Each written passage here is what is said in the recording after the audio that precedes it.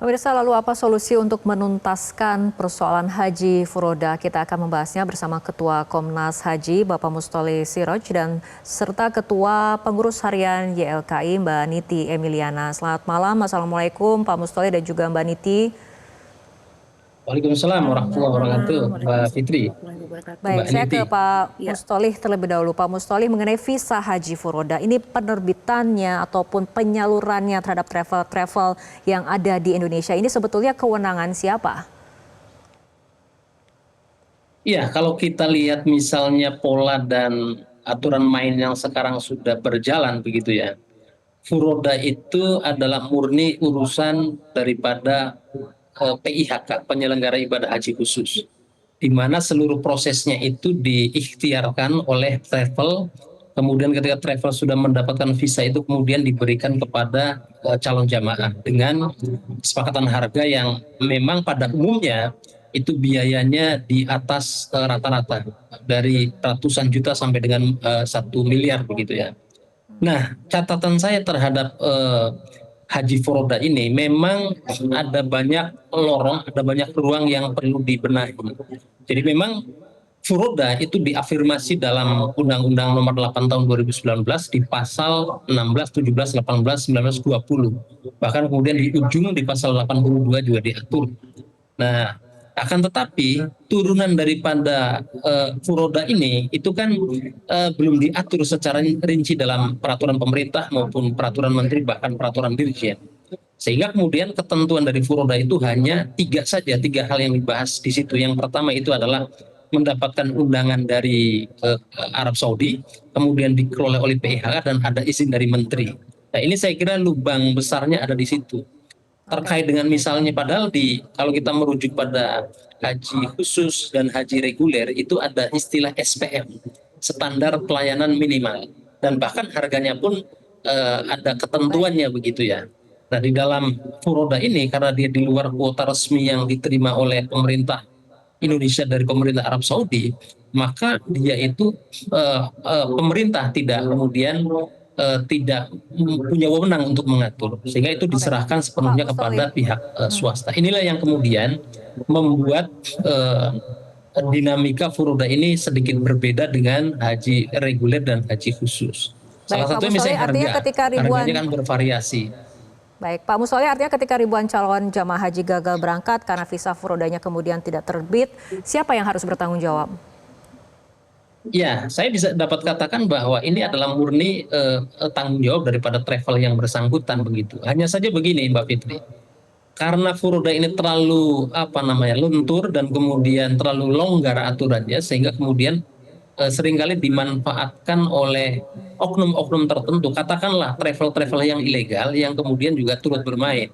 Misalnya mereka menggunakan ada oknum yang menggunakan visa ziarah begitu ya, visa amil yang kemudian dilabeli menjadi furoda dengan harga yang sangat tinggi. Nah, catatan berikutnya bagi saya adalah terkait dengan tanggung jawab ini adalah menyangkut soal, nanti saya kira Mbak Niti bisa sampaikan dari perspektif konsumen misalnya, betapa kemudian iklan dan kemudian ajakan kemasan daripada furoda itu kan yang sering kita dengar itu adalah haji tanpa antri, langsung berangkat tanpa antri. Baik. Nah, tanpa kemudian kadangkala lupa para pelaku usaha ini yang kemudian memberikan informasi yang berimbang, misalnya terkait dengan bahwa haji furoda karena dia di luar kuota resmi itu juga punya resiko kegagalan berangkat. Baik. Nah, yang persentasenya bisa 50-50 itu bisa berangkat bisa gagal. Ini yang kemudian informasi ini yang belum bisa diserap atau kemudian kurang dipublish kepada masyarakat, terutama mereka yang ingin berangkat menggunakan furoda, begitu, Mbak. Oke, baik Mbak Niti, menurut dari YLKI dari sisi pandang konsumen, siapa kemudian ataupun bentuk tanggung jawab seperti apa yang saat ini paling diperlukan oleh konsumen ataupun calon jemaah haji yang gagal berangkat karena visanya kemudian tidak terbit?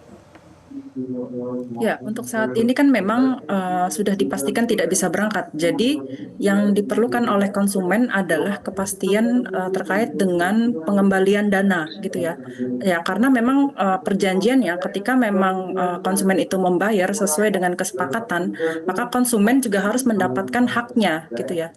Ketika konsumen tidak mendapatkan haknya, maka pelaku usaha berkewajiban untuk memberikan ganti rugi sesuai dengan apa yang dibayarkan konsumen. Karena konsumen itu tidak mendapatkan manfaatnya, maka konsumen tersebut juga berhak mendapatkan refund ataupun sebenarnya ini perlu dikaji terkait dengan perjanjian yang dilakukan oleh konsumen dan pelaku usaha tersebut. Karena memang dalam hal ini YLKI membuka posko pengaduan terkait dengan Haji Furoda dan juga untuk saat ini sudah ada yang masuk terkait dengan pengaduan tersebut. Berdasarkan pernyataan dari konsumen tersebut, memang di awal itu tidak ada perjanjian secara khusus. Nah, hanya dijanjikan pasti akan berangkat. Nah, hal ini yang menjadi celah ternyata menjadi celah untuk pelaku usaha ini tidak bisa memberikan janji yang semestinya. Jadi hal ini tidak merugikan konsumen karena salah satu bentuk keingkaran janji yang disepakati di awal gitu ya. Oke, baik, kembali ke Pak Mustoli. Pak Mustoli, visa Furoda ini kan sebetulnya memang skemanya kemudian B2B, tapi kan sudah ada sejak bertahun-tahun. Artinya sebetulnya pemerintah bisa mengantisipasi peristiwa seperti ini ketika kemudian memberikan aturan ataupun payung hukum yang jelas.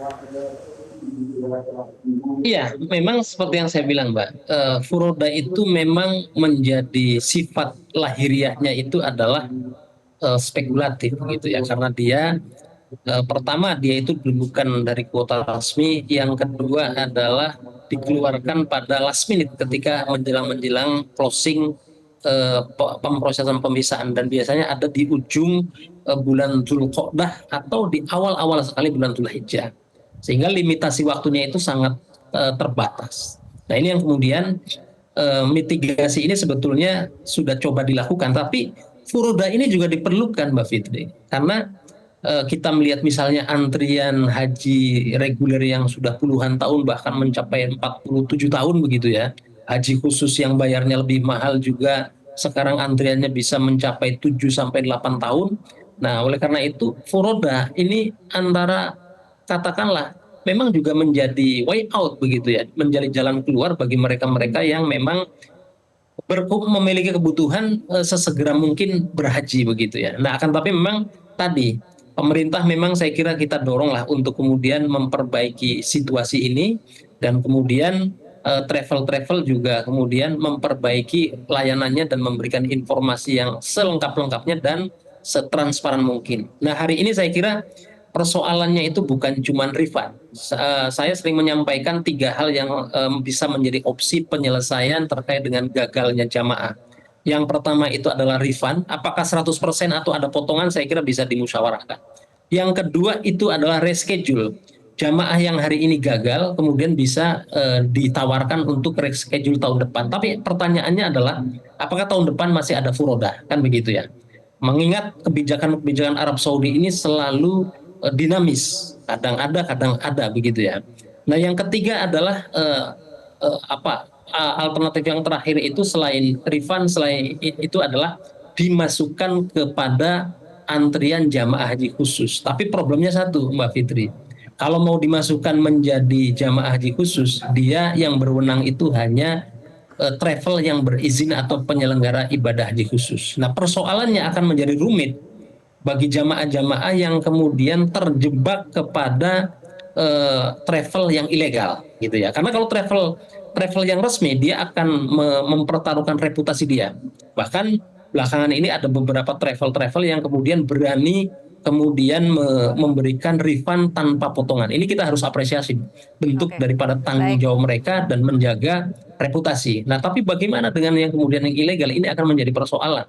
Jangankan refund, jangankan reschedule, dikontak saja sulit begitu ya. Nah, maka saya menghimbau kepada teman-teman travel yang kemudian mengalami musibah kegagalan daripada pemberangkatan furoda ini, saya kira jelaskan secara baik-baik, secara transparan, dan kemudian tawarkan solusinya. Karena ada beberapa oknum travel, Mbak Fitri, yang kemudian juga sulit dihubungi oleh calon Baik, Pak jamaahnya, Mustoli. sulit diajak bicara. Nah, ini yang kemudian akan menimbulkan ekses dan mencederai pelaku-pelaku bisnis, pelaku-pelaku Baik, usaha Pak Mustoli. travel haji khusus yang kemudian sebetulnya mereka beretikat baik. Nah, kita Oke, harus bedakan ini Oke, pendekatan-pendekatan. Tapi sekali lagi memang perlu ada pemerintah. Nah, Komnas baik, Haji Pak juga Mustoli. memberikan tawaran untuk menjadi fasilitator bagi travel dan jamaah yang kemudian mengalami persoalan-persoalan kegagalan berangkat ini. Oke, Begitu baik Mbak Pak Fitri. Mustoli, kita berbicara kembali mengenai sudut pandang konsumen. Kita ke Mbak Diti. Mbak Diti, untuk melindungi konsumen ataupun untuk melindungi calon jemaah haji dari hal-hal seperti ini, kegagalan terbitnya visa furoda, apakah menurut Anda ini menjadi momentum untuk menata ulang sistem penyelenggaraan haji jalur furoda melalui revisi Undang-Undang Penyelenggaraan Ibadah Haji dan Umroh? Iya, sudah pasti seperti itu, Mbak. Karena memang yang pertama yang perlu saya kira mungkin ini bukan hanya dari tanggung jawab dari PIHK saja ya, tapi dari pemerintah pun juga turut harus andil gitu ya. Karena yang pertama haji furoda ini tidak ada pengaturan secara eksplisit di undang-undang ya. Jadi yang kedua hal ini juga tidak ada jaminan kepada konsumen. Apakah memang ada perlindungan hukum terkait dengan hal ini. Nah, untuk selanjutnya, konsumen itu juga harus memiliki suara. Apakah memang untuk kepastiannya terkait dengan kepastian keberangkatan ini harus dipastikan secara sesuai dan harus sesuai dengan apa yang ada di peraturan terkait dengan perjanjian transaksi antara pihak travel dan juga konsumen. Jadi yang berperan di sini adalah yang perlu diperbaiki dari tata kelola regulasi dari pemerintah dan juga pengawasan terkait dengan travel yang ilegal maupun yang non ilegal yang sudah resmi, dan juga ikut peran aktif dari travelnya, bahwa travel itu juga harus beritikat baik dalam melakukan transaksi kepada konsumennya, dan juga harus memastikan dan juga harus memenuhi kewajibannya ketika memang konsumen itu sudah memenuhi kewajibannya. Jadi hak dan konsumen antara pelaku usaha, hak dan konsumen antara pemerintah, pelaku usaha dan juga konsumen itu saling berkaitan untuk menjadi tata kelola yang baik ke depannya, agar ke depannya haji furoda ini bisa segera diperbaiki tata kelolanya, dan juga tidak ada kasus yang seperti ini lagi gitu. Atau bisa jadi ketika memang haji furoda ini tidak bisa diakomodir oleh pihak travel dan juga tidak bisa pemerintah untuk mengakomodir untuk pengaturan regulasinya, ini bisa untuk opsinya adalah ditiadakan, karena kan memang lebih banyak mudorotnya dibandingkan manfaatnya. Karena ini kerugian konsumen ini bukan hanya dari sisi ekonomi saja ya, tapi dari psikologis mereka yang sudah berkeinginan untuk melakukan haji ini menjadi kandas gitu ya. Jadi secara material maupun imaterial konsumen ini juga dirugikan gitu. Baik, kita tunggu bagaimana kemudian langkah penyelesaian dari gagal terbitnya visa furoda ini. Kita harapkan para calon jemaah haji dapat kemudian mendapatkan kembali haknya ataupun bisa kemudian refund dana dari visa haji furoda itu sendiri. Terima kasih Pak Mustoli dan juga Mbak Niti telah berbincang bersama kami malam hari ini dalam Prime Time News.